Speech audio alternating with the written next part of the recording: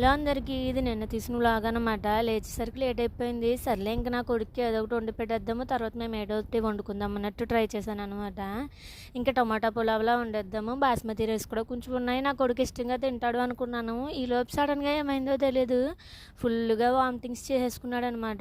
దాని తర్వాత ఒకటి ఏం తిన్నా, వాటర్ తాగినా, ఏం తాగినా ఆ 5 మినిట్స్లోనే ఒక 4-5 టైమ్స్ చేసేసుకున్నాడు. చాలా అంటే చాలా భయం వేసింది. ఇంక కంగారు కూడా వచ్చేసింది. ఈలోపు నేను స్కూల్కి పంపించేద్దాం అన్నట్టు ఇది ట్రై చేస్తాను అనమాట. ఇంక ఇది వండేద్దాము, వేడికి పెట్టేశాక మిగతాది ఇంక మా బాబుకి టిఫిన్లా పెట్టేద్దామని. బట్ సడన్గా వాడికి ఏమైందో తెలీదు, అలా అయింది. ఆ డే అంతా వాడితో అలాగే సరిపోయింది.